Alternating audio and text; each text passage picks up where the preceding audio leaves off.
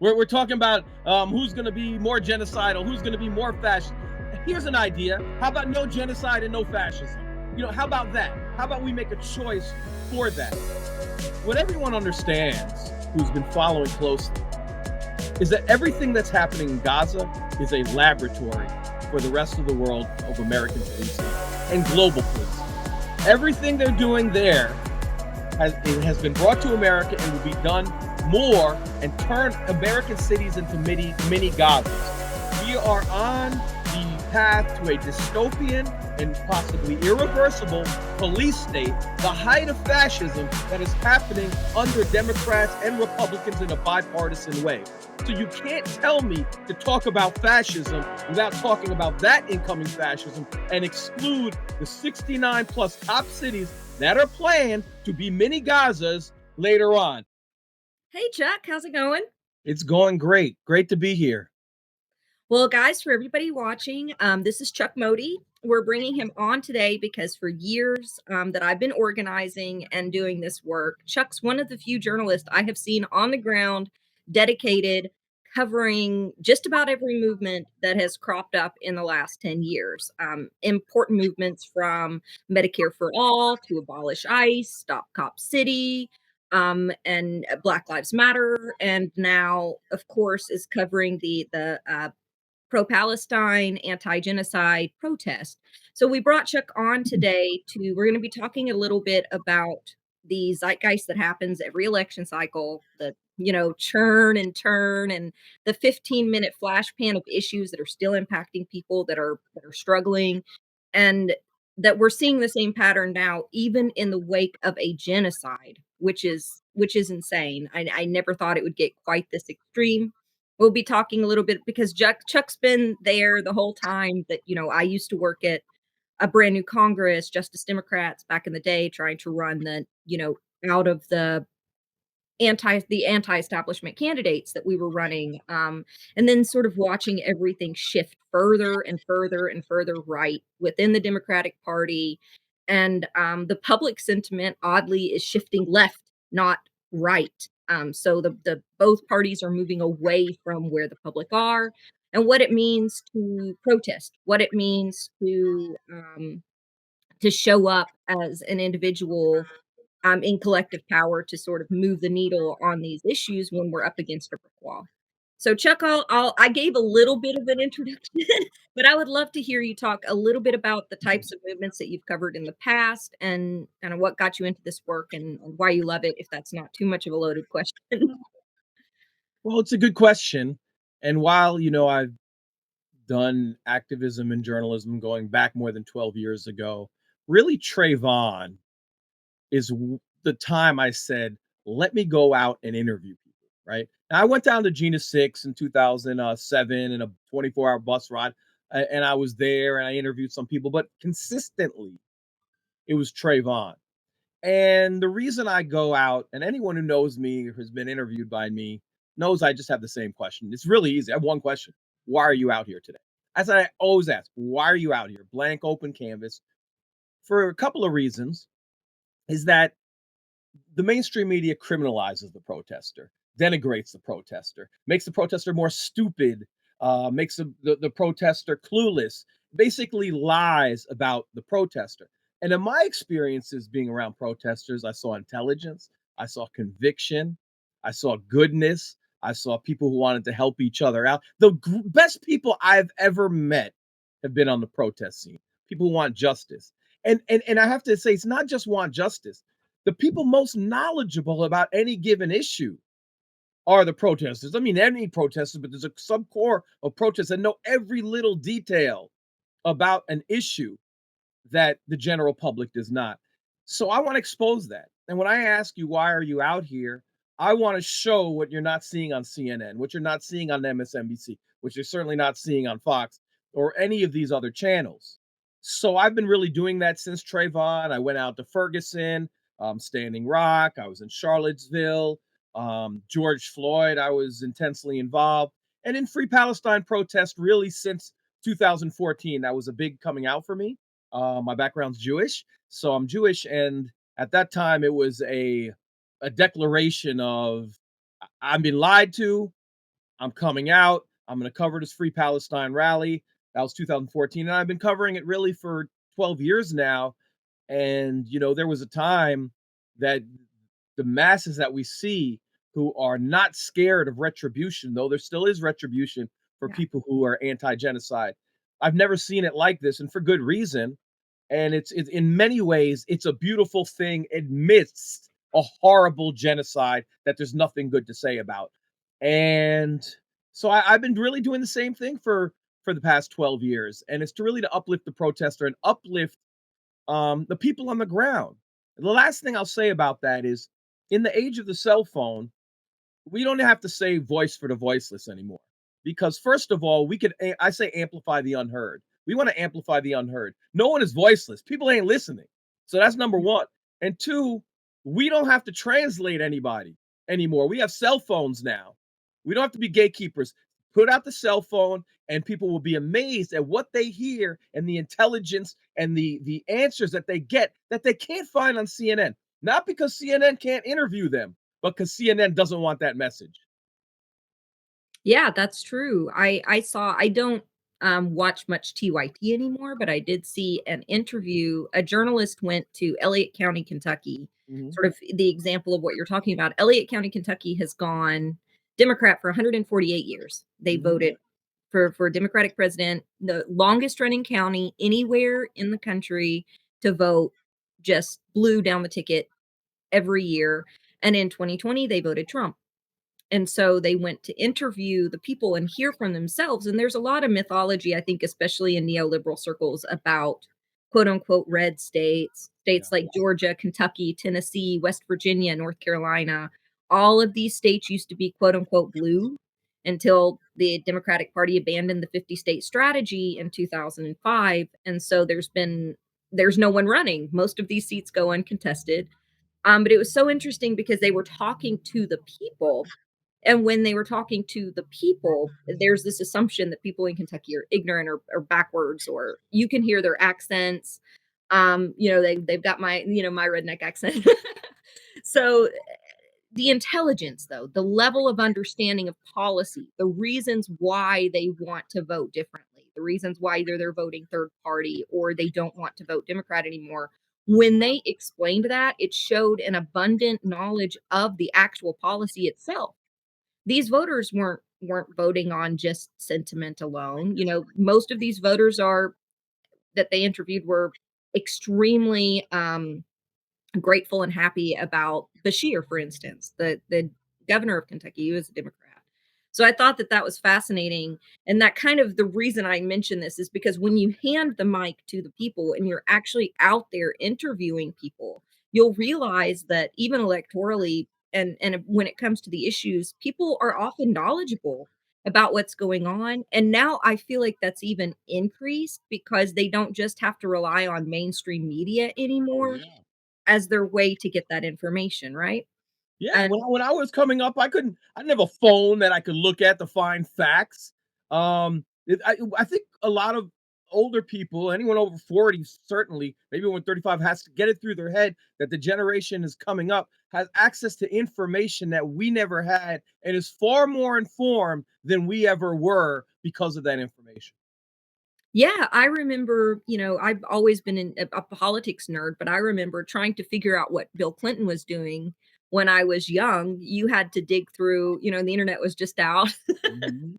So you had to go and you had to dig through anything that might be publicly available. As a journalist, you would have to FOIA for Oh yeah, everything, which we still have to do Freedom of Information Act request. But now people are coming out from inside these administrations, or you're finding information that they've posted, or you can go through and look at the legislation yourself, which is something we weren't able to do without yeah. sending a request of it printed off and shipped to us. Now we can read it firsthand. Or see how a politician votes. We couldn't do that. Or Mhm. go back to C-SPAN videos and see a whole array of 20 years of Joe Biden talking about mass incarceration and how he loves locking up black people and anyone else who's not his son. while at the same time seeing that the privatized industry or the privatized prison industrial complex has been donating to Joe Biden for the last Mhm. 45 years. There it is. Well, that and APAC too, together, Yep. follow the money. Yep. I'm so grateful for sites like Open Secrets now where you can actually go and Yeah, see, and we can go to the FEC now and just yeah. Google and find out who's donating to these candidates. We couldn't do that 15 years ago. You couldn't. No. So I was going to ask you a little bit about there's this concept of sort of boom and bust when it comes to these protests, right? So we saw the women's march, everyone was walking around in their pink pussy hats, 2 million people showed up. But Yeah, then we saw it kind of start organically and then get what I would say co-opted a little bit or a lot by Democratic Party insiders who then sort of sheep herded people back toward the party and away from the movement building, is more incrementalism. And I know you're one of the people who I hear out there talking about these lessons that we've had organizers telling us, especially organizers from the Black community fighting for Black liberation, have been warning us about the liberal. yeah, It's something that we've known about since the '60s, and yeah. how the liberal will show up for something until that moment that it means any change that might impact their comfort and their privilege. I wanna ask you about how you kinda see that in how you've kinda seen that in evolve and how you think because I wasn't sure what was gonna happen on campuses, but now I'm seeing people show up. I think this generation is a bit different. I think that there's been a shift, and I just wanted to ask you about that. Yeah, this new generation, they have facts we don't have, and then particularly when it relates to white people, they don't have to do all this unlearning because they've grown up with all these videos. And when in the George Floyd movement, it was a beautiful movement, but I was seeing, a lot of people radicalize off of really a decade of videos versus Ferguson that, older folks didn't grow up with. Less lies to unlearn, but I love the campus movement now. I absolutely love it. I don't think it's going to go away, and I think it's only going to get stronger. I don't think I answered your question, so give me it one more time. Well, I Go ahead. was wondering, we've seen this trajectory of neoliberals kind of hopping on something when it's hot to talk about Got it, it. almost a virtue signal, and then it Right. gets and we've seen so many memes as soon as Kamala announced there were all these liberals out there putting up the coconut Yeah. tree and the coconut memes on their Twitters. We saw these neoliberal pundits or even people that proclaim to be left, pro Bernie pundits, all of a sudden let's wait, let's give her a chance. She Oh can't my really do goodness. anything. If it's 1% better, at least it's 1% better, while Yeah. she's out there saying the exact same rhetoric Yeah. that Biden uses, which is literally to the right of where George Bush was. Yes. George Bush was on Yeah. this issue. Yeah, Um, we have to learn from the past. yeah, We have to learn. I'm a reform liberal, okay? I'm not coming here. I wasn't born with a fist in the air, and I didn't have parents who taught me to have a fist in the air. Now, I did grow up on Holocaust movies, which is informs my never again for anybody position that I have today, yeah, which is inclusive of Palestinians and anyone else. So I do believe my Jewish upbringing informs me. But my parents were like radical. I was a liberal. I campaigned for Obama when he said we're going to close Gitmo on day one. I believed him. When yeah, he ran as an anti-war president that he's going to end the war in Iraq, I didn't believe he'd be technically right and then move those troops everywhere else around the globe. So I mean, he technically kept the promise and he just moved the troops. And we have to learn from this. I didn't know he was going to have these mass deportations. So each time there's a president, we have to learn the limitations of that president. And if you're not learning from Obama, and you're not learning from Trump, and you're not learning from Biden, and you're yeah. recreating the same mistakes over and over again, that's the definition of insanity. To your question, this is really easy for me covering protests because the Trump years, there was a protest every week. It was nuts. 9 days into his presidency, there was thousands in these DC streets and all around the country saying no Muslim ban, no wall. We were going into airports, taking them down, BWI, DCA, that's the Reagan Airport in DC, all across the country. This is 9 days in. That is how long we waited to protest immigration rights. Okay? Let me fast forward. 28 days into Joe Biden's presidency, I get a text, a group called UndocuBlack, and they focus particularly on Haitian immigrants. And they say, hey, could you come out and cover the protest? And I'm scratching my head because even though I'm skeptical of TV, I heard Joe Biden say there's going to be a 100-day moratorium on deportations. So I go out there and I stupidly say that to the organizer who I'm interviewing, and she said, no, there's a loophole. It's called Title 42. I never heard of Title 42. We all know now it's a Stephen Miller Trump policy that Biden kept in place and used in his first month to deport thousands of Haitians while telling the public he has a 100-day moratorium. And I use that as a metaphor for the really next 4 years because I was very naive during Trump years. I thought there was a white awakening. I really did. I thought finally white people are out. Wow, during George Floyd, I've never seen so many white liberals. I'm not talking about the white hardcore people who are going to fight police brutality because I want to pay homage to them. Black people are always going to come out and fight police terror. I'm talking about there's this extra layer in the George Floyd uprising of white liberals that we saw. We saw at the Women's March. We saw a pro-immigration march for the undocumented. We saw that. And I honestly thought that white people were waking up. Little did I know that their objection was to a one person, that one person was Donald Trump. They weren't objecting to Donald Trump's policies so much as they were objecting to his words, to his boorish behavior. Okay. Yeah. So I have a line I always say Trump's bigotry comes right out of his mouth, and Biden's bigotry comes right out of his budget. And the problem with liberals, they react to what comes out of someone's mouth. The policy, it could be almost just as bad as Trump's. In fact, you could keep Trump's policies in place, maybe even make them worse. But don't talk like Trump. That's where I draw the line. And that is with the liberal behavior we're seeing. And some of that behavior is repeating itself right now. I was going to say that one of the things that I have seen is that same exact pattern play out when it comes to Joe Biden's age, his mental capacity, his rhetoric to a certain extent, but more tied to his age. With the liberals, when it comes to them wanting him to step down, there were a lot of people that were making arguments that it was also because of the mass atrocities in Gaza. It was because of us sending weapons. It was because of his administration coming out every day, almost gaslighting us that it's not happening in an abhorrent way. I mean, we're seeing it ourselves. We're watching this happen in real time, and yet they're lying to our face. And some people sort of use that as the reason coupled with the age. But then, as soon as Kamala announced no primary, no election, which is totally insane. I can't believe, mainstream if this was happening within the Republican Party, mainstream media would rightfully be criticizing the fact that there was no election, but they're not. She comes out and same rhetoric. And they're like, "Well, we're hearing sort of behind the scenes. She might, her feels might be better."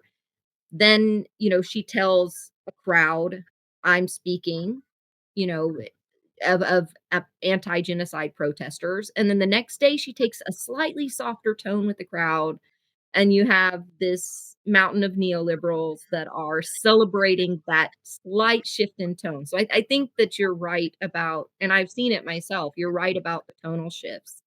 Um, It's I the did Biden playbook, really. yeah. See, Kamala is copying the Biden playbook to a T. And that Biden playbook, for starters, is say something somewhat empathetic on Monday. It's bad that we have civilian casualties. And then on Tuesday, send $20 billion over to Israel. On Wednesday, make another comment that seems like you may alter future policy. And on Thursday, we get another UN veto of the ceasefire, which 153 countries support. And people forget that veto. We're the only country that's vetoing. The UN have all said there's a ceasefire. All the United States has to do is not veto it, and then we have a ceasefire. we forget that international one, not to mention the dismissal of the ICJ report. So when I see Kamala, I see a Biden playbook to a T. And what I mean by that is we also see the shift the right wing shift.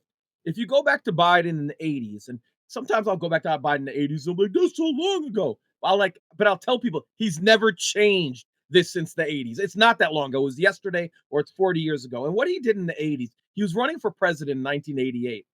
And people like to talk about the 94 crime bill. I would argue that might be his third, fourth worst piece of criminal justice legislation. His worst work was done in the 80s as the co-judiciary with Strom Thurmond, the former segregationist, who he worked with. And he worked with, and pretty much Strom Thurmond got his way throughout that. But what Biden wanted to do, and he said it at the time, he wanted to take the issue away from the Republicans. That's always been his MO. That if we go to the right of Republicans, they can't have that as an issue. That black lives and millions of black lives in the drug war that were locked up was just a political football for him. So in 86 is probably his worst legislation that he drives, and he'll take full credit for it in many speeches. There's 81, there's 83, there's 86, legislation in 88. I think it was 7 years on the judiciary. And what did we see back then? We saw mandatory minimum sentences for possession of crack, 5 years for possession, which is unheard of.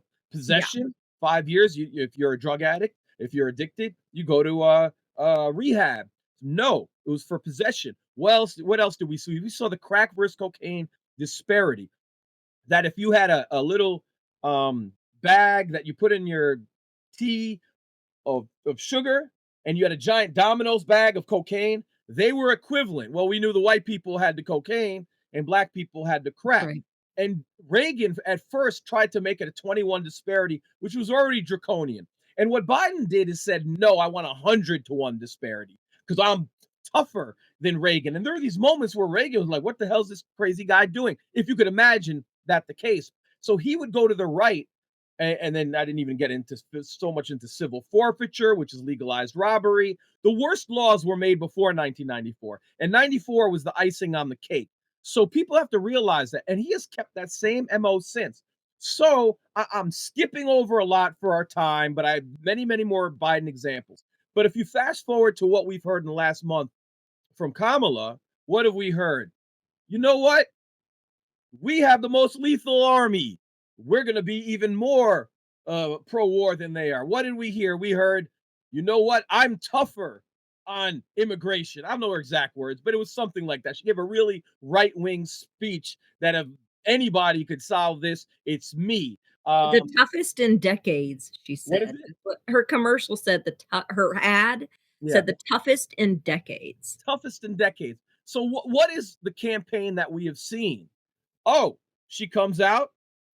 And any illusion that she may be different than Joe Biden on Israeli genocide, that's been put to bed multiple times. The first public comments she makes were about protesters that were in Washington, D.C., that I covered, and graffiti. And by the way, some of that graffiti was by Plant. I can tell you that with 99% accuracy that she was citing. No one's going to write Hamas is coming. Nobody would do this. So some Plant did that. She cites that. This is her first comments. And then when she has public comments, she repeats lies about beheadings and rapes that are or have been debunked. But she doesn't talk about the Israeli human rights report that came out last month, which showed the systematic genocide, systematic torture and rape.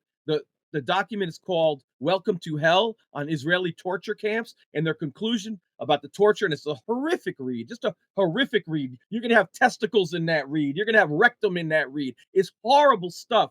But they concluded that it's not rogue IDF, that this is consistent torture started at the highest levels. And we saw that in the response in the Knesset. We Yes, saw that firsthand where there were Knesset members that were like, "No, this is just what we do. A lesson needs to be taught."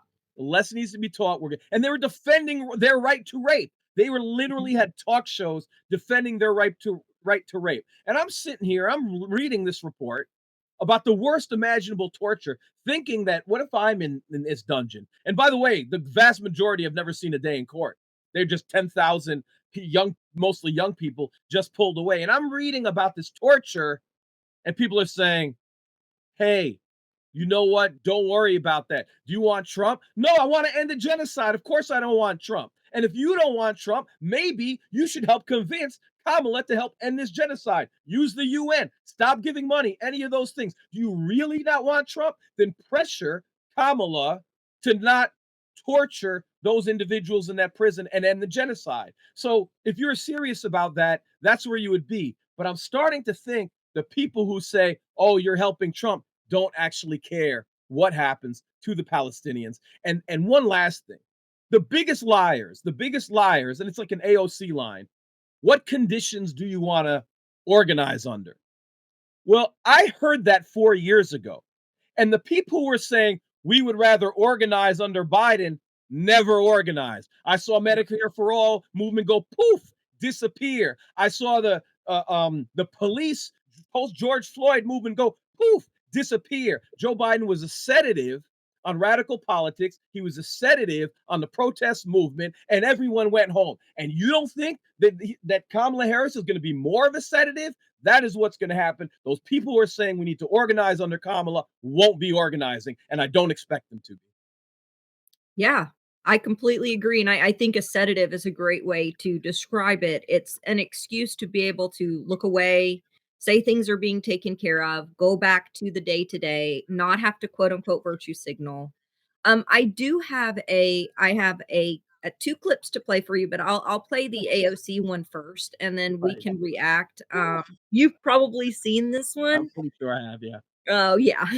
And I'll play it, and then I'll get your response because these 2 things speak to exactly what you're talking about now, where it's talking about conditionality to organize Yeah. under.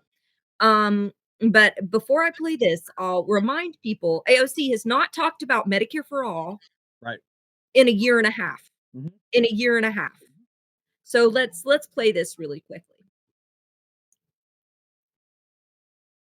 Reform, in my opinion, right, is good on Palestine. I don't think either party right now is doing justice to Palestinians.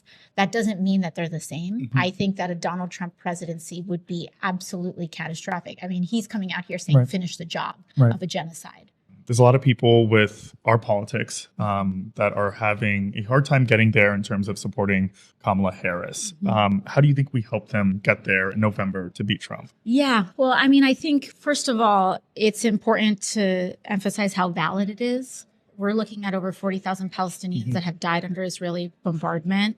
And the current U.S. administration has been continued to provide weapons to Israel that have been dropping on innocent Gazans. To me, when I process this, I weigh through all of the people living under extreme levels of oppression, especially outside of places even like New York.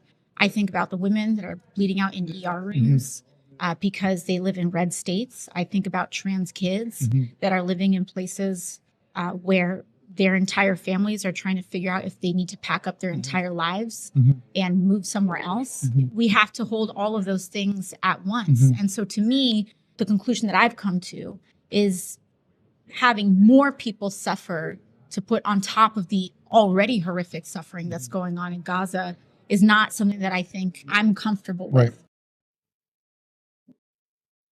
Yeah, a lot of people buy that logic. I do not. I do not. Partly because of what I had mentioned to you that people will not be organizing. Kamala will be a sedative. Listen, let's just be clear. Nobody wants Trump. I was at the first anti-Trump rally when he was running in the primary against Ted Cruz, and we weren't protesting him because we actually thought he could win. At the time, we actually thought he'd probably lose to HRC, but a lot of Hillary fans actually wanted him to be the nominee for the Republican Party, thinking it would be an easier pathway for her. The same people who hate Trump. Why were we there back in the primaries? We were there because we saw whether Trump won or lost, he was going to bring up the temperature of bigotry in the country. He had that Barry Goldwater scorched earth effect. Barry Goldwater lost in 1964 and arguably impacted the next 50 years of Southern strategy by going scorched earth. There's such a thing as losing in a way that could still be part of a movement that is carried on after you. Trump's greatest work in many ways has really been done because he's sort of mainstreamed open bigotry in this way. But so we were against him. So I don't take a backseat to anybody telling me, do I want Trump or I not want Trump, when you're using that as a shield to not oppose genocide. So let's start on genocide for a second. There are two things that are going to happen. And this will be easier when you show that Lawrence O'Donnell clip, what I'm about to say. Um, you know what? Do you want to show that Lawrence O'Donnell clip now? It's Yeah. going to inform what I'm about to say. So Yes. Can I just yeah, add one small yeah, thing about what AOC said? yeah. In there, she talks about the red states that are often used to fearmonger, to raise money, raise funds. 80% of seats in those red states are uncontested because those state parties Wow. were defunded by the Democrats. 65% of seats across the country this year are uncontested. That means the Dem party is just handing them to the GOP. So what are we fighting then? These are statewide legislation. This is local legislation that's impacting the LGBT community. That's impacting right now people's right to self-determination of their own bodies when it comes to reproductive rights. It's happening within the states, and the Dems aren't even freaking running anybody. She doesn't mention that. They're But not running anybody. So let's just look at the last 4 years under Biden, like a little bit critically, okay? That won't be on CNN. Your point you just made, how they're giving up. Didn't we have a giant Roe v. Wade protests after the Supreme Court decision? And while we were protesting in the streets, putting everything on the line, Nancy Pelosi and four of the top 5 Democrats were opposing Jessica Cisneros, that's who right. is pro-choice, in favor of the only single Democrat, Henry Cuellar, who was anti-choice. Yep, Okay, so if you have one person, that's and right. during the height of Roe v. Wade protests, you're going with the guy opposed to abortion, you've shown your card. This is about power. You're not with me. You're not an ally. If there was any time in the entire movement where you can do that, where you wouldn't do that, it would be that moment. So it gave clarity at all the times the Democrats under various presidents, most notably Obama, chose not to codify Roe v. Wade into law. As many people have said, is because they want to use it as a power election issue. So I don't believe, what makes you think the Democrats are the ones to stop the fascism from the right wing? Are they going to stop the fascism of the cop cities that are being built all around the country? Because when Joe Biden got in office, he said, fund the police, and a third time, fund the police. And the next thing he did is he put legislation to have 100,000 more police officers on the street. That's That's what right. his response to the George Floyd uprising. Think about that for a second. What happened with military? He increased the military budget. What happened with ICE and the abolish ICE talk? He increased the ICE budget. So are these the people who are going to stop Trump? I don't see how you're going to do it. And let's talk about fascism. Let's talk about Stop Cop City for a second. We have 61 individuals who are arrested for the crime of standing in a field at a music festival because they want to oppose the cop city that is going to be built in Atlanta and 69 more that are planned to be built around the country. That's right. If Trump did that level of fascism, there'd be people in the street. But because it was done under a Democratic Atlanta administration who were equally bought off by the billionaires like in Home Depot and McDonald's and Coca-Cola and all of them, then it's okay. Which leads me to the last point that I always restate, which is Glenn C. Ford from the Black Agenda Report. He loves to see, rest in peace, he would say, it's not that Democrats are the lesser evil. He said they're the more effective evil. And when he said that, it brought clarity my way. Why are they effective? They're effective because they don't have opposition. That if Biden could use Title 42, no one will care about it. If Biden puts 100,000 cops more on the street and says fund the police 3 times, no one will care about it. If Biden and Obama do record deportations, no one will care about it. The same people will fight kids in cages under Trump, will say kids in cages are cool under Democrats. And that's what makes them the most effective evil, because there's no defense. And that is where, when we talk about strategizing for these movements, we're always constantly thinking about what the liberal will and will not do. And when we draw an objective conclusion, they're going to do nothing at all. That's right. It's a false morality wrapped in sycophancy and wrapped in campism. So they can do anything because, they're the moral party. So, people feel good about casting that vote for the moral Yeah. party. But yet and that's true for the GOP side. It's just their arguments of morality are different Yeah. and they're abhorrent, but they're different. And so the people that'll go out and vote. But I think you set up that Lawrence O'Donnell Yeah. clip Yeah. perfectly. So I'll go ahead Yeah. and play it right now, real quick. Pull the party, the major party that is closest to the way you're thinking, to what you're thinking. You must show them that you're capable of not voting for them. If you don't show them you're capable of not voting for them, they don't have to listen to you. I promise you that. I worked within the Democratic Party.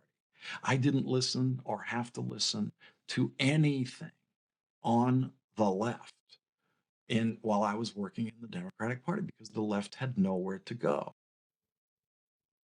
The left had nowhere to go. Pre-MSNBC, Lawrence O'Donnell. So how do we stop a genocide? Lawrence O'Donnell is literally telling us, if you elect people who will be pro-genocide, it'll be forever genocide. See, that's where I look. Listen, F Trump. But you're also asking for forever genocide, because once you show the Democrats that you could be elected and be pro-genocide, they'll always run pro-genocide candidates. You've given that up forever. So if Trump wins, people tell me he's going to continue genocide. That's no doubt true. If Kamala wins, it'll be 8 years of genocide, because she'll either have 2 terms or she'll have a term and then there will be a Republican afterwards, and it'll be guaranteed 8 years of genocide, and could be forever genocide. We want to stop genocide, and we have to make a stand to not support genocidal candidates. And that is really the only way. I mean, obviously, we could talk about third party, we could talk about revolution, we could talk about that. But even when people talk about the election, Joe Biden is the president for 4 more months. I can't go 2 days without seeing a horrific massacre of seeing a sniper kill a baby. So we're just going to concede the next 4 months of murder and torture that's going on in the prisons? I'm not doing that. I have Palestinian friends. These are my friends. I ask them when I'm doing an interview, how's your family? Do you ask people how's your family before you do an interview? But that's where we're at, because I want to know if I'm talking to someone, and I don't want to forget the humanity that is missing from these Trumpian discussions. I guarantee you, anytime someone comes in your timeline and you're talking about genocide and they say you're helping Trump, I bet you they don't have one Palestinian friend. Not one. Probably not a black friend either, but not one Palestinian friend. It's not real to them. Or Lebanese or Or Afghani Lebanese. or someone Yemen. from Jordan or Iranian. Yeah. There's ships pointed at Shiraz. That's where my Yeah. family are. There's So, ships pointed at my family right now, and we're stoking war. We're yeah. and Israel's stoking expansion. So people that have any connection to this region at all are terrified. And I'll just say this really quick, and then I'll get back. The sheer dehumanization that we're seeing with the rhetoric of, I see people arguing, under Trump there'll be 1 million deaths. Under Kamala there'll be 500,000. What is that? What is that? Under Trump, maybe they're going to invade the entire Middle East instead of just Jordan and Syria. Um, under under Trump, they'll definitely annex the West Bank. Under Kamala, they're going to annex the West Bank, but maybe a little bit What are we doing? Yeah, What what are we is this? talking about here? We're talking about who's going to be more genocidal, who's going to be more fascist. Here's an idea. How about no genocide and no fascism? How about that? How about we make a choice for that? It's so ridiculous. And on so many levels, But let me bring up something that I don't think is being said enough. If you're not swayed by genocide itself to not vote for a genocidal candidate, is problematic to me. But let me move past that. Let me walk in their arena for a second. What everyone understands who's been following closely is that everything that's happening in Gaza is a laboratory for the rest of the world of American policing and global policing. Everything they're doing there has been brought to America and will be done more and turn American cities into mini Gazas. I interviewed someone this weekend on the subject. Every single chief of every metropolitan area in America has already gone to Israel, has done one of the deadly exchange trips, and come back to use the tactics on Apartheid predominantly tax. Black and brown Americans here that is used in Gaza. Should Gaza be successful, you're going to see more of that surveillance, more of those tactics, more of that brutality, and more open air prisons. And it's going to start with Black and brown, already has, in fact. And you're going to, white people, and particularly poor white people, are going to be rolled into that as well. We are on the path to a dystopian and possibly irreversible police state, the height of fascism that is happening under Democrats and Republicans in a bipartisan way. So you can't tell me to talk about fascism without talking about that incoming fascism and exclude the 69 plus cop cities that are planned to be mini Gazas later on. And if that sounds crazy to you, it's not because I'm making stuff up, it's because you haven't done the research. You probably never read the deadly exchange report that came out by Jewish Voice for Peace in 2019 when they were breaking a lot of this down. You probably haven't read the torture camp report that came last month out of the Israeli Human Rights Company agency. And there are a lot of reports that you haven't read about. You probably haven't looked into the 69 plaque cop cities that are planned, whether crime is up or crime is down. You probably haven't looked into the privatization of those police forces, that most of that money is going to come from private entities. So let me close with this. Imagine it's 1986 and you can look at the future of mass incarceration that explodes under the drug war for the next 20 to 25 years. By 2010, even Biden is saying, oops, we made a mistake. Clinton is apologizing publicly. Oops, we made a mistake. Sorry, millions of Black people, that we stole your life and ripped you away from your children. Oops, we are in that 86 moment right now with policing. If Yeah. we don't stop it right now, it is going to go the way mass incarceration went, the privatization of these police forces, to an irreversible state. And just because it's not on CNN and just because it's not on MSNBC doesn't mean it's real. I'm worried about Project 21, 23, 27, Project 29, Project 31, Project 33, and nobody's saying anything to stop it because they're talking about 1 year. We're going to have to face it. Do you want to face it now or do you want to face it later or just kick the can down the road? Yeah, and to that, there was a project 2010 2008, there was a project Yeah. 2012, there was a project 2016. Mhm. The Heritage Foundation has always had this damn project, but if you go back and you look at their other projects, Yeah.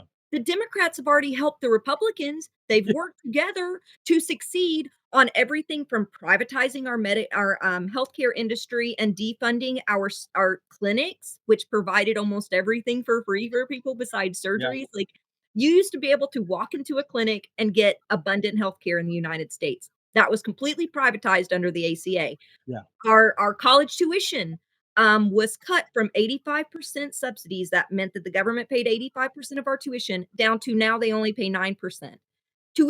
College tuition was almost free, but the Heritage Foundation had it in their project 2000 to cut this. That's right. And the Democrats and Republicans did it. The privatized prison industrial complex, privatized immigration, all of these were former Heritage Foundation plans, very similar to the one right now, where Democrats, literally Democratic presidents, Bill Clinton, George Bush did some. So it was both parties. I'm not saying that one is the other, but people tend to ignore it when it's Bill Clinton. People, the media, the mainstream media ignores it when it's, Obama that cut our college tuitions, when it was Obama that privatized our healthcare Yeah. industry. So we have this issue where people are like, well, let's just vote for them, show them that we're going to vote for them, be nice. And then once they're elected, we can ask them politely not to Yeah. do this.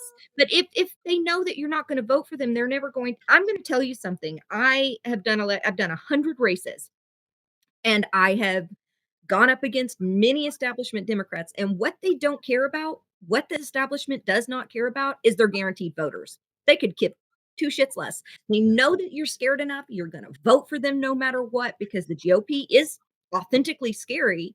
But what the truth is, these people will pass bipartisan legislation Yeah. with the GOP to get that shit done anyway. So what's the, at the end What's of the the day, difference? the Like you difference like you is said, very minor. like you said, if in every time in the past the Democrats helped the Heritage Foundation put their projects together, what evidence do you have that the Democrats are going to stop these projects now, especially when we hear more right-wing rhetoric coming out of the Democratic Party at this moment in time? And let me say something else about Project 25. If you're worried about Project 25 and Kamala wins, wait till you see Project 2029 after we had 4 years of right wing building, white resentment and throwing racist barbs every single day at Kamala. And this is going back and forth. If you think the combination of Trump following um, Obama was something, there's going to be something even more reactionary in 2029. And if I had to predict it, there's going, whether it's Trump or someone else, it will be even harder to deal with, and they will have less restraints in 2029 than 2025 when if you're talking about Project 2029. So I agree. whatever's going to happen is going to be ugly. Even if Trump loses, you don't think there's going to be a massive white backlash? You don't think? We see that in Democrat administrations. No matter what they do, they're going to call you a Marxist, a leftist, no matter how capitalist you are, no matter how right wing you are, no matter how many people you lock up, no matter how many people you deport, no matter how many bombs you drop, Republicans are going to say they're left wing and say this nonsense. So you may as well get free healthcare out of the deal if you're going to be called, a socialist and all this other nonsense. But what's going to happen is there's going to be no policy. There's going to be more war, more cops, more deportations, and you're still going to get the More white mass backlash in atrocities. four Yeah. years. All for what? For the elevation of a few people. And to that, and I'm about to show a clip because I think that when we're talking about cop cities and we're talking about policing, there was a clip that you shared from where were you at? Where were you? Chicago. It was Chicago. Okay. It was outside the DNC. We were at one of the parks. It wasn't Union Park. It was the other park. The name escapes me. But there were generally two parks people came to, and I think you're going to show the almost 80-year-old woman. Yes. And I'll say who these administrations, whether it's the GOP or the new neoconservative Democratic Party, which are neoconservatives, they're Republicans from 10 years ago. That's where they're at now with their policies. Who they're appealing to are wealthy, the same wealthy class of people, upper middle class people, the upper, you know, 15% of the country who gives them both money, who have similar values at the end of the day. One may have a veneer of morality. They may place a Black Lives Matter sign in their yard when it's Yeah. popular to signal to their neighbors, but then when they go to buy a home or when a homeless shelter is going to be built nearby, they're the first to rally against it Yeah. to say it'll bring down their property values. They're Exactly. the same kind of people that are afraid of migrants. They're the same kind of people that, are afraid of crime coming to their neighborhoods.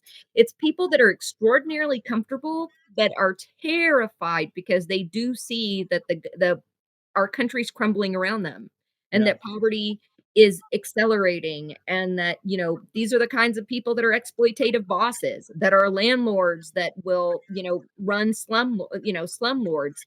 So, but I do want to show this because I think it speaks to, it's just a clip, but I have seen you cover this 100 times over.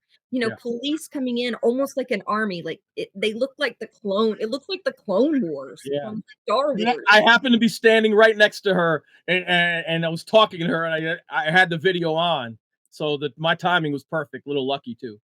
Yeah, because I know I've watched your live streams, and sometimes, you, John Farina, and others tend to catch this, and it rarely gets attention. So I'm glad that this is being shown because this isn't what I want to say before I share this clip is this isn't something that is a one-off.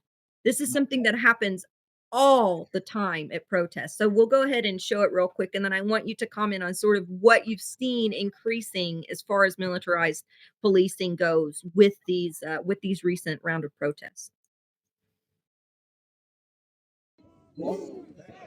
You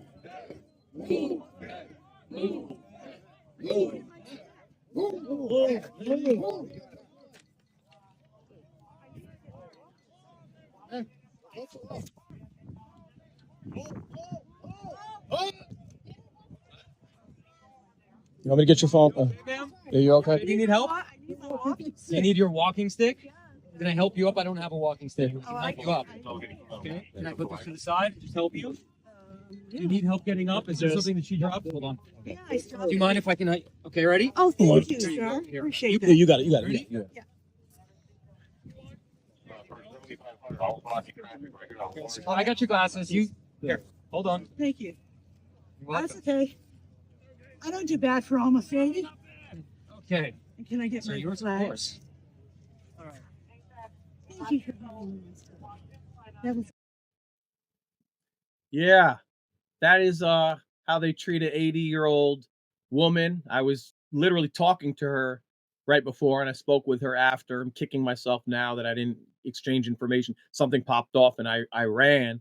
But that's there are a couple things you have to note. The first is she drops her cane, Mm-hmm. and she's trying to pick up her cane, and they're like automatons. Move back, move back. And then you see the obvious, they just knock her over, no wherewithal, just let's stop. And then after that, what I find the most interesting is they're almost confused. They look around and there's 20 seconds that goes by and not one single officer helps her up. Now, if you or I or anyone sees an elderly 80-year-old woman and not even with the title of protecting and serving, we're going to help her up. It's like they're thinking about their training, that they're almost like they were trained to act this way. And any deviation, in other words, acting like a human being, would be against their training. In that moment, police aren't actually people. They're robots. They're taking orders. I don't believe in good cop, bad cop. You might be a good person after 5 p.m. or whenever you go home, but when you are taking a fascist order, when you are taking a bad order, you're a bad cop just by following instructions. And what you saw there is people act against their humanity, against their instinct to help this woman up. And they're like just following orders. So we cannot think of police as people. We have to think of them as automatons and robots of the state. That's what we really saw.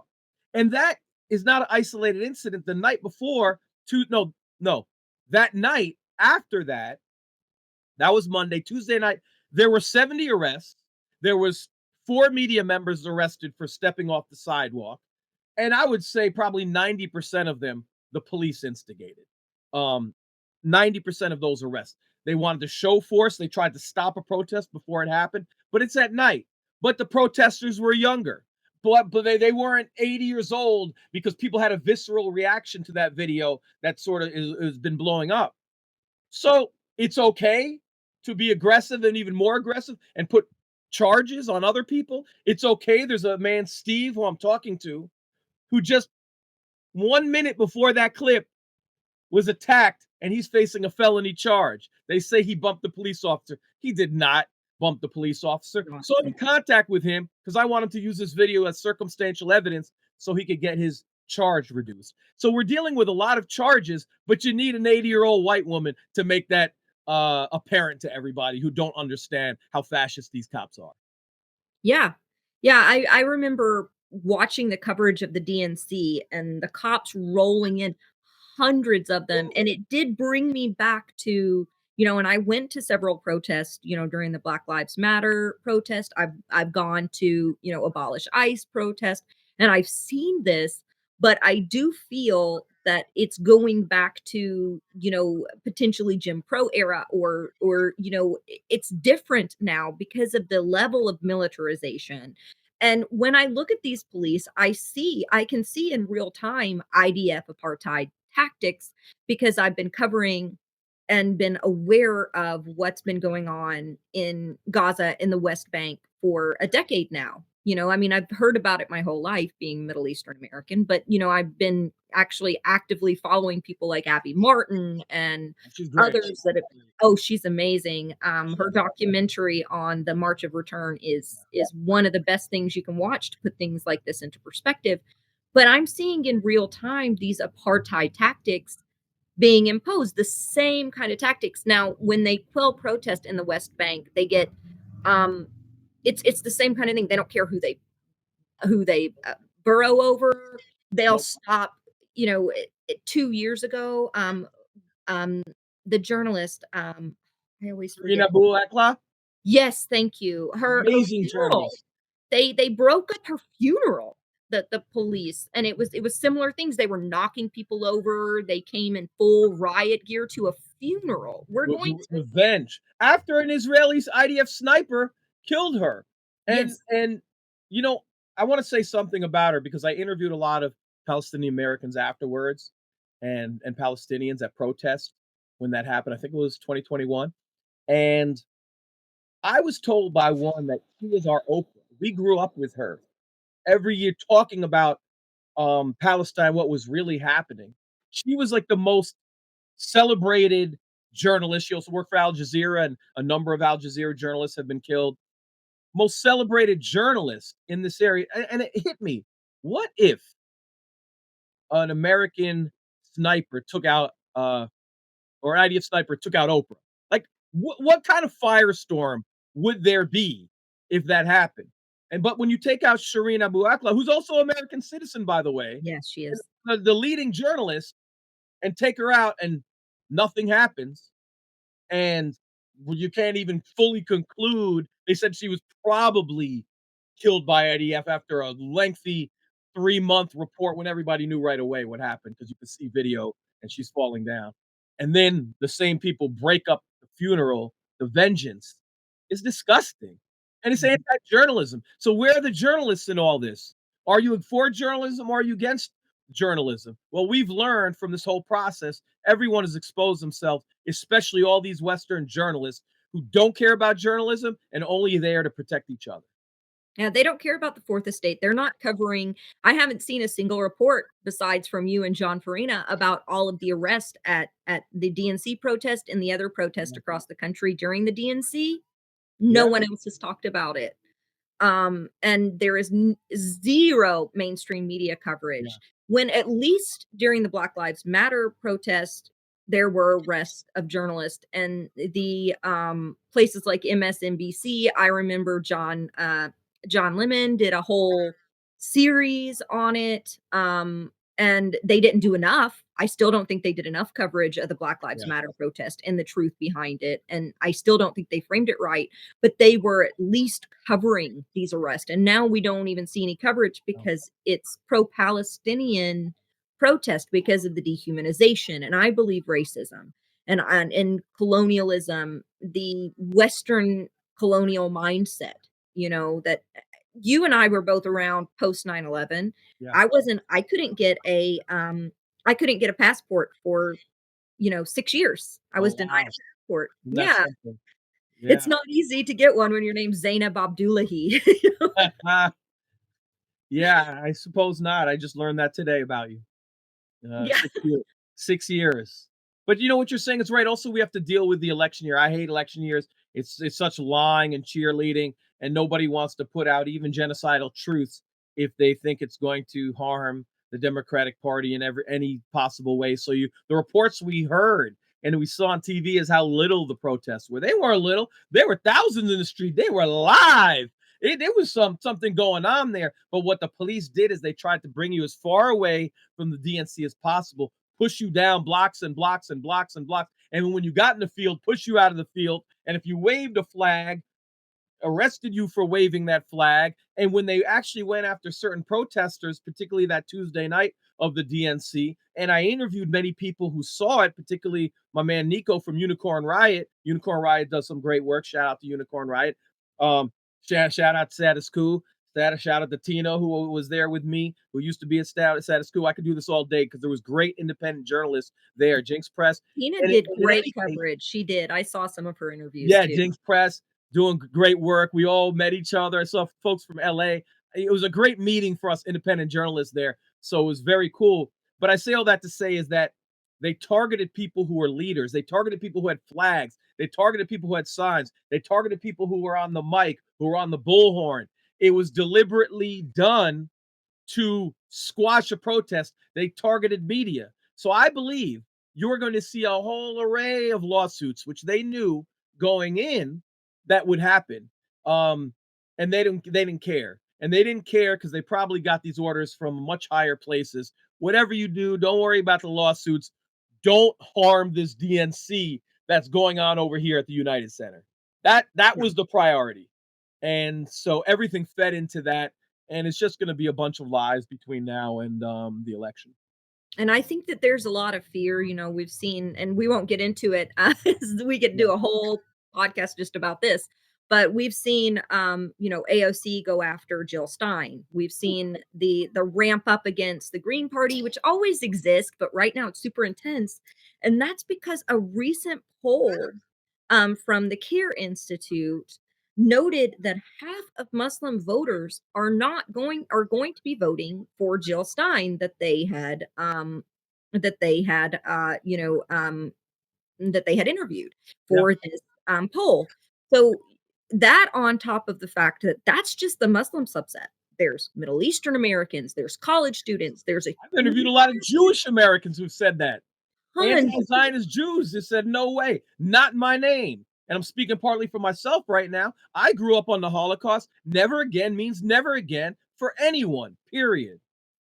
Absolutely. The Jewish Voices for Peace, JVP, they're, the amount of Jewish Americans that have signed up saying this is making anti-Semitism worse. Yes. This can't be done in our name. This is abhorrent. We're tired of being tokenized in this manner to excuse a genocide, are in the tens of thousands. The percentage of Jewish Americans that are stepping up with a voice in this moment is tremendous. Then you also have Gen Z and millennials that are stepping up, across the spectrum. And so, that on top of the economic disparities that we're having now and hardships across the country, you couple that with the privatization of police, you couple that with, the cop cities, places. I don't know what's going to happen this election. But I do know there's one thing that I hope, and one thing that I would want to see is that the protests continue right now while Biden is in office. So Yes. all the gaslighting that's coming from Democratic Party operatives about shut up right now, you're giving us Trump. That's bullshit. Biden's still going to be in office another 5 months, like you had 4 mentioned. months, right? September, October, November, December, and then you Yep. go into January 20th. So more than 4 months. Do you know how many Palestinians are going to be murdered? You know how many babies are going to be murdered? He could stop a genocide right now. We're just going to give up those 4 months and stop protesting while he's president? Hell no. That's insane. And then on top of that, how long would it take if Kamala did get elected before she would start rolling this stuff out? Is she going to roll it out on day one? They'll say, no, give her the first 100 days. Then they'll say, give her the first 6 months. Then they'll say, give her first year. And then it'll be midterms. And then with midterms, it's midterms. What are you trying to do? Get the GOP elected to the Senate? And then another year will pass by. And the same neoliberals will say, oh, it's only 6 months till we start campaigning for the next presidential election. You can't ruffle any feathers. This is the pattern, It's right, pure Chuck? I mean, privilege. Listen, it's pure privilege. I don't know what they call it, American privilege, imperial privilege. Every American has it. Even every marginalized American group has it, maybe except Palestinians right now, because their families are being Palestinian Americans' families are being killed. But it's privilege. I promise you that if the people who are saying this had their own families murdered in Palestine, they would not be talking the same way. I promise you that. So we're looking at imperial privilege, American privilege. And you know what? Maybe the rest of the world matters. And I think when I look at my own move shift from liberalism beyond, it's not having this microscopic look. America is only 4% of the world population. And all these Americans don't disregard 96% of the rest of the world. That's not in your calculus. Human beings born on another patch of dirt don't matter.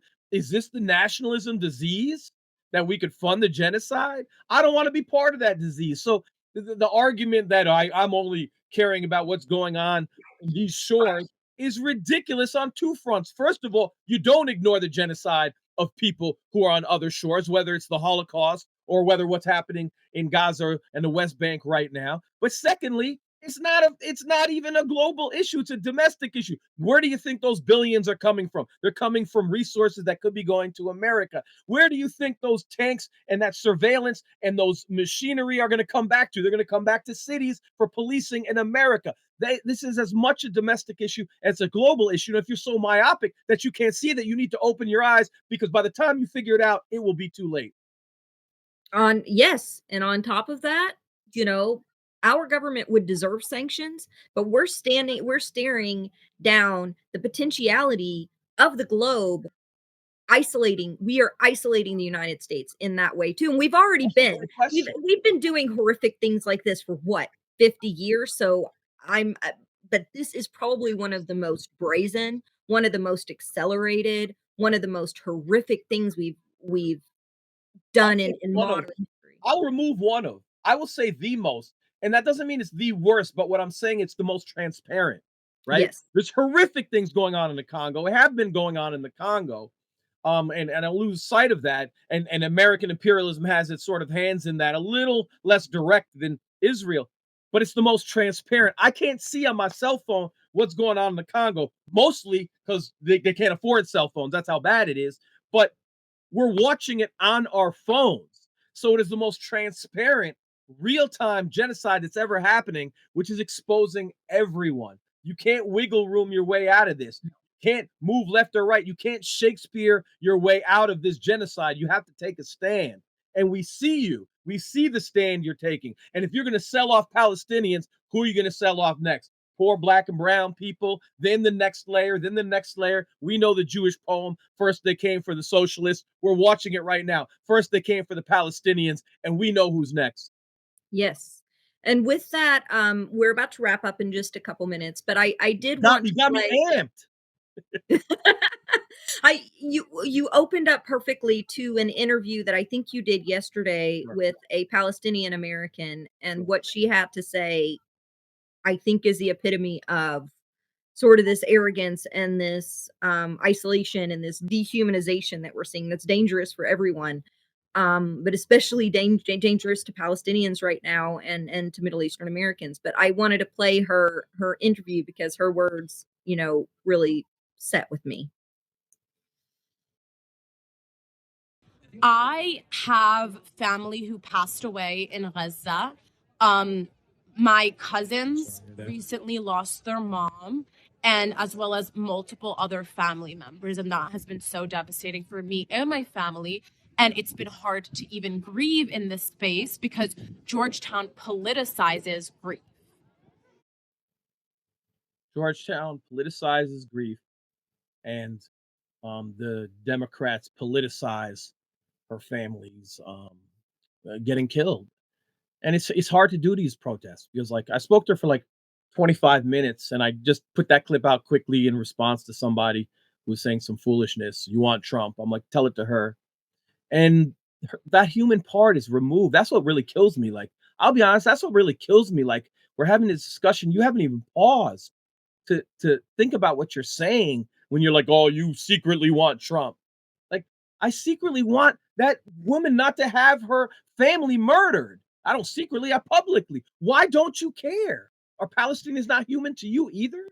And it drives me crazy because, like, there's this, I will make a distinction. There are some people, very few, who I know are voting for Kamala, but they struggle with it. I mean, they struggle. It agonizes them. They tweet about what's going on in Palestine. It means something to them. And you know what? If you're doing that and you're gonna do the work afterwards, I'm not gonna get all mad at you how you vote or this or that, because you're gonna do the work the other 364 days a year. It's the people who are coming out with this stuff, they ain't gonna do the work. They weren't doing the work. They don't care about the Palestinians. They're not gonna do the work if should Kamala get elected. And that's the real problem I have. I don't really have a problem how you vote. I'm voting third party, but I don't have a problem so much where you land. I have a problem what you do the other 364 days a year. And if you Yes. ain't doing anything, then you're pro-genocide. I agree, and I think that, it's that I seriously don't have an issue with people that truly are voting this way because they don't see any other way out of it, or they feel like they have to. One vote is one vote. Honestly, elections matter, but there's also sort of a narcissism wrapped up in American culture or in US culture that if you vote, like this is the most important thing you do in your life rather than like you said the other 364 days of the year, what are you doing? So Yeah. if someone goes and they vote whichever way they vote this election, but they're showing up at the protest, they're showing up at the marches. They're still growing and going to support, independent or third party candidates to do electoral work, or they're working on ballot measures or whatever it is that they're doing. If they're still showing up and they're still protesting and they're still reporting, that's different to me. What I do take issue with though is the dehumanization from people that gaslight us that somehow it's definitely going to be better under Kamala, or that she's shifting sentiment, or that her tone is better, or that, Tim Walz is this progressive god. So all of a sudden the party has shifted left and they're feeling the joy. They want to be a part of the joy. Just let them have their joy right now. You're selfish Good for not vibes. joy, the vibes. That is the gaslighting I can't stand. And I've seen it from some of these podcasters that for the last 10 months, they've grown their audience by talking about Palestinian suffering. Now, I see the same with some podcasters that talked about Palestinian suffering that are now talking about elect Trump. I feel the same way about them. I don't like them either. Wait, hold on. Who's that? Oh, Jackson Hinkle, people like that. Oh no, he's a white supremacist. Yeah. Jackson Hinkles. We talked about that. These white supremacists. It's crazy that on the white supremacist side, there's like a divide. Some people hate Jews more, and then some people hate are more racist towards Palestinians, and that's kind of where you land on this divide in these white Yep. supremacists. So Jackson Hinkle, you knew that a mile away. I'm Yeah, never like gonna retweet Jackson Hinkle. I can find 10 other people who say the same thing as he does. Now, do I absolutely. want him to move his white supremacist crowd against uh what we're doing in Israel? Yeah, but I want nothing to do with that. Like, we remember the Rage Against the War Machine that we've had so many discussions about. If I want nothing to do with these people who just want to shift war and shift of fascism into different places, right? We want nothing to do with them. But whatever they do, they could do away from us if they wanted to do something. I've never felt that we've ever had to connect because on one particular issue we had an interest convergence, right? Mhm. Um, we don't have to connect with them. I think we have to build a very strong socialist base that's based on anti-war across the board, not um, oh, I want to kill these people, not those people. And I think the heart of that was during the whole Rage Against the War Machine protest that they uplifted Tulsi Gabbard, right? She was like the main speaker. And Tulsi Gabbard, Yeah. you remember that was ridiculous because she's good on regime change and she speaks well about that. And there was agreement on Ukraine. But the reality is she doesn't want things so she could take these resources and kill more Muslims in the Middle East and across the globe. And she's So always been sis boom bah always, for carpet bombing places like always Yemen. She was pro all for drone, giving Saudi Arabia as many weapons as they want. pro drone, pro torture, pro bomb Muslims, and people were positioning her as an anti-war figure just because she was against one war. And it's so myopic, it's so silly, and we're going to see this happen again. How many times do we have to fall into the same trap, whether it's Obama moving troops from Iraq elsewhere, it's Tulsi Gabbard not wanting to do this, it's some right winger just wanting to shift the war. How many times are we going to fall for the same thing? So a lot of times the anti-war movement has to get on the same page and stop falling for the okie doke. Yeah. And to end sort of not a positive note because there's nothing damn positive about the horrors. I mean, it's the mass No, atrocities in there is. but there is something happening, There's right? something happening. And There's and something and happening. so I I don't want this to sound like I'm happy that it's happening off the backs of Of Palestinians course. or the horrors, or I have lost people there that I knew as journalists that have been covering this for a decade. It's takes the words out of my mouth, literally. I can't even think of what to say. You can't even frame the horrors that are happening. But, you know, I think that there is a zeitgeist under the umbrella of I'm hearing people saying refund UNRWA. Most people didn't even know what UNRWA was, 10 years ago. I'm hearing people say arms embargo on Israel. That's amazing that people are calling for that. I'm hearing for a permanent ceasefire. I'm hearing, the end of the ethno state that Israel is founded under, because Israel is literally an ethno state that suppresses minorities. Certain Jewish communities they suppress. Yeah, Um, yeah, the Mizrahi Jews and the Ethiopian Jews they suppress. It's literally a white supremacist to a certain extent it is. ethno state. It is. So we're hearing people being aware of what apartheid is and what colonialism is, but also I think there's something different happening now, because I, like you, was, during the Trump era, I was like, this is happening. I was helping lead Medicare for All, abolish ICE, messaging and helping organize around these issues, especially through candidates. But in general, we were organizing protest and other things. Medicare for All, because I know you and I have crossed Oh yeah. paths, like Oh yeah. at the Medicare for All protests. You were almost always there. But now I'm seeing something different with this, where I do not think it's going to be the same. I do not think that people are going to hold their nose and go and just vote for Kamala Harris. There's going to be that small but loud minority within the neoliberal base that I think are a loud minority. And statistics and studying voter sentiment for 10 years tells me this is a minority. But the loud one and the one with all the Mhm. money, I think that there's a shift here, and I wanted to hear, you've been on the ground. Yeah. I want to hear from you how you feel about that, what you're seeing, and sort of the steps that people are saying with BDS and other things that we can do right now to put pressure Yeah. beyond electoral as well. Yeah, most of it's gonna have to come beyond the electoral. We see where electoral has gotten us, 2 genocidal candidates, but there are some wins. First, there's been more education in the last 10 months on Israel and Palestine than there has been the previous 75 years. We see it, it's ignited this education. I've talked to many anti-Zionist Jews. There have been 1,000 anti-Zionist Jews at one time in DC. I interview, and toward the end of the interview, either online or off the line, it's like, when was your awakening? We had that conversation. When did you realize you were lied to? And it's an incredible transformational conversation. And then so there's a section of anti-Zionist Jews who are learning that they were lied to as well. So the younger Jew in America has her eyes wide open, not to be confused with, often it's a different in Israeli Jew, because you're indoctrinated since birth if you grew up in the Israeli educational miseducational system.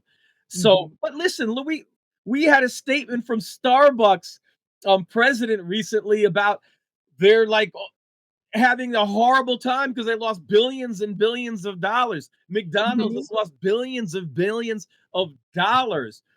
We are making some tangible changes, and this is being felt.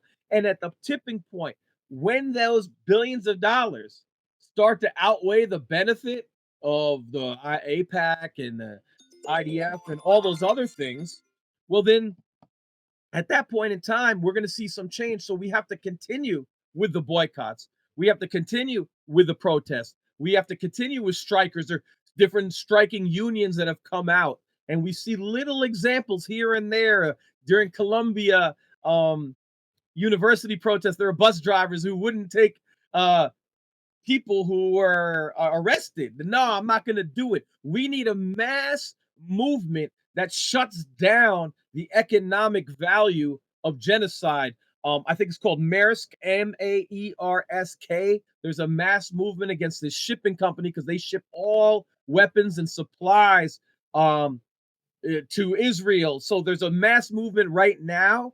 I'm going to say it again, Maersk, to not use them. And as more of these boycotts happen, and I would like to see general strikes and targeted strikes, this is the area we have to go. This is the only area the people have to do it, and we have to people hit people in their pocket, because nobody ever changes because of moral suasion. That's just never worked. You might get a few people, but culture precedes politics. So no matter who is elected in November, we fight. If Kamala is elected in November, we fight day one. If Trump is elected in November, we fight day one, and we don't stop. We don't let up. That's right. And, we've got union leaders now that have sent a letter. Every union leader wants to stop arming Israel. The majority of the American population, or I tried to avoid saying American now, but the population in the United States, the majority wants to stop arming Israel. Even 35% of Republicans, recent poll is showing.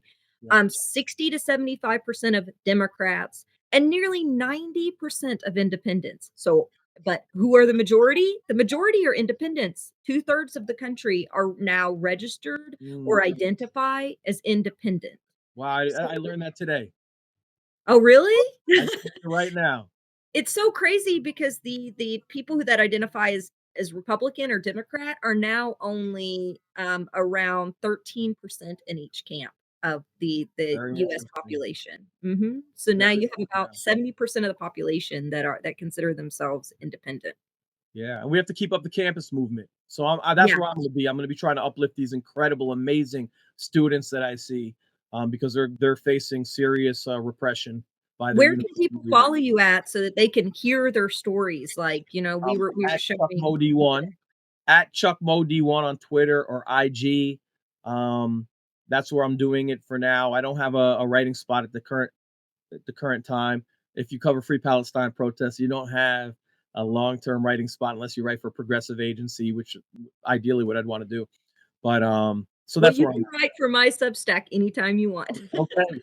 I might have to take you up on that. Yeah. All right. Well, I will have that in the description below. Any closing thoughts? I've already kept you a while, but I'm so grateful that you came on to talk about this. And I'm so grateful for the work you've done all these years on the ground. I've been following you for probably 6 or 7 years, because you're one of the few places that I can go to actually see what the hell's happening. And I appreciate that. But But any closing thoughts? no, I feel the same way about you. I appreciate your work and having a strong class analysis, and also correcting a lot of maybe the misinformation about how to build white communities and how to grow white communities. That there's just a lot of misinformation that is out there in what we have to do, and a lot of people want shortcuts and don't want to really put in the work. Um, and we have to do that. So right now, I think where my head is going to be on these Free Palestine protests, is going to be on the relationship between that and the policing in America.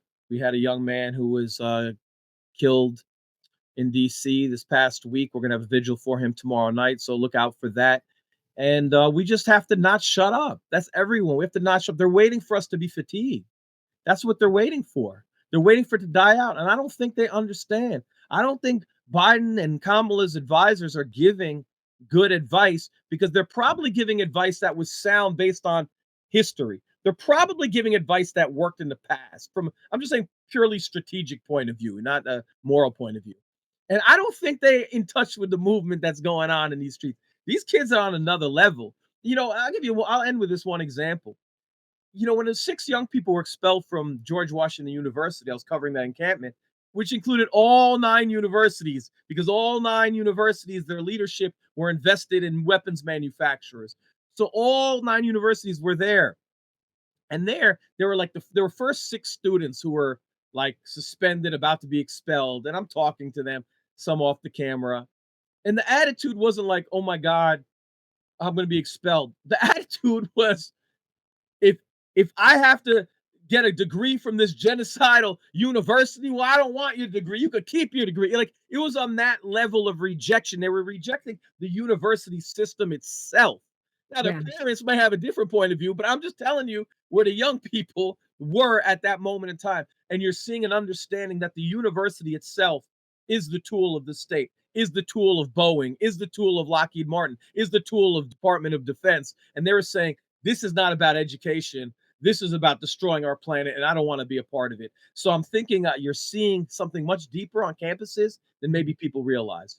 Yeah, I saw interviews where people were talking about the class hierarchies when it comes to Ivy League. You're Oh, like, yeah. "We came here because it had this program, but this is a problem."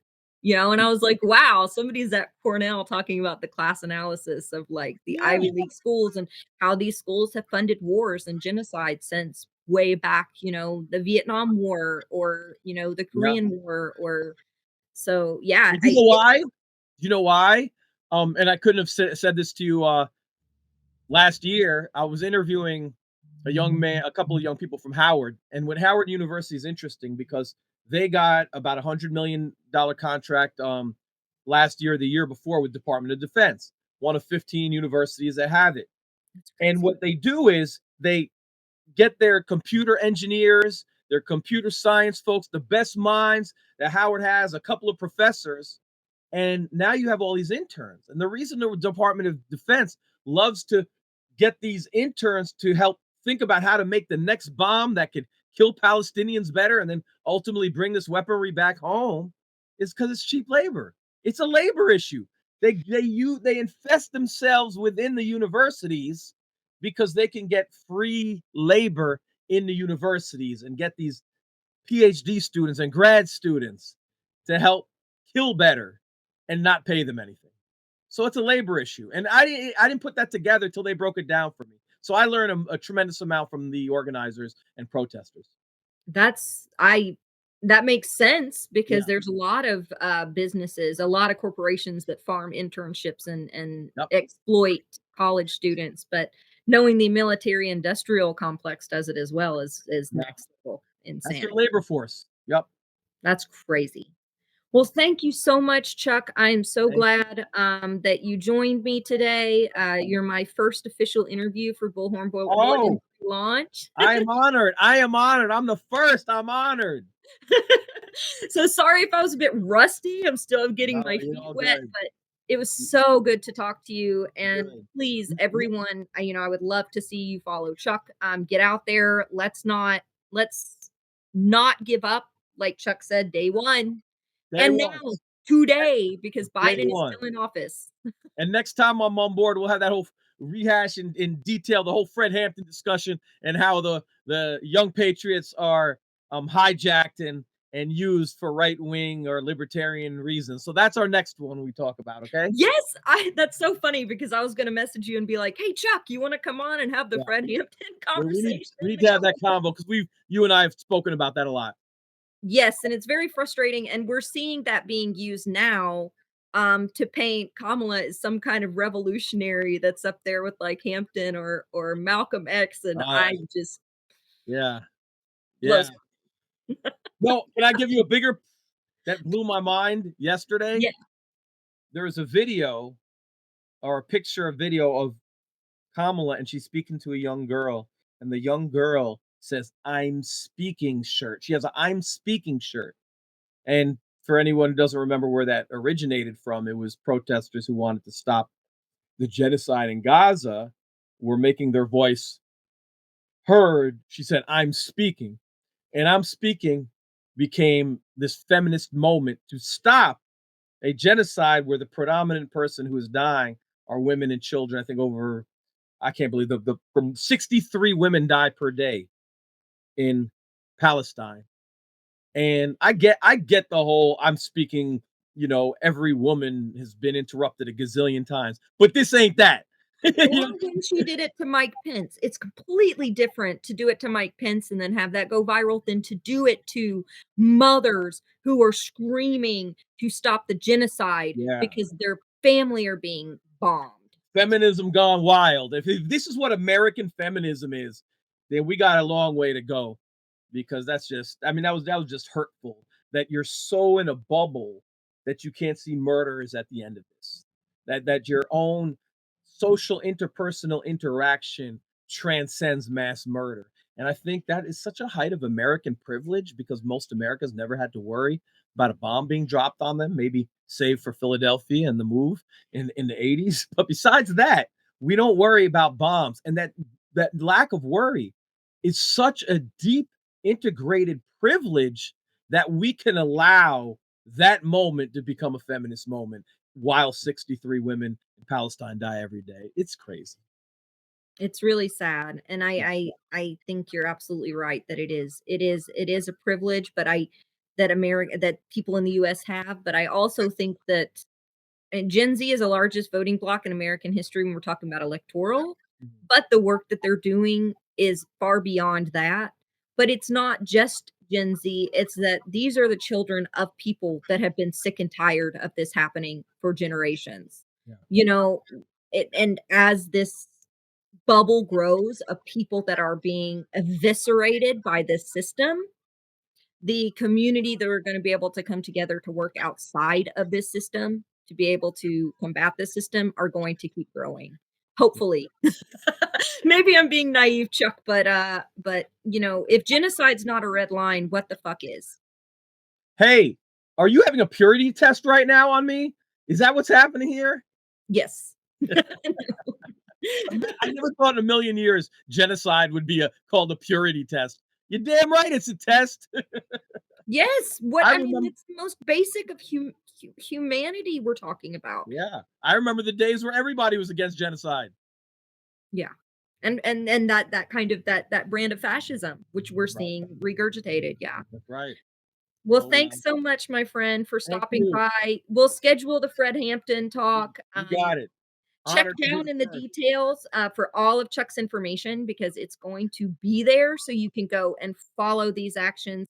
And one more time, what's the next action you're going to? Tomorrow I believe is a vigil. For a young man, Justin. He was killed in D.C. So we're gonna do a vigil tomorrow night. We want to honor him, and I have to learn a little more details because I was just the last 2 days I've been covering protests. I was one in Chicago, one here, and I'll get more details in the next couple days. That's why I go to the protests as well. All right. Well, Yeah. thanks so much, Chuck, and thanks for joining me again. Okay. Thank you. Appreciate you. All right.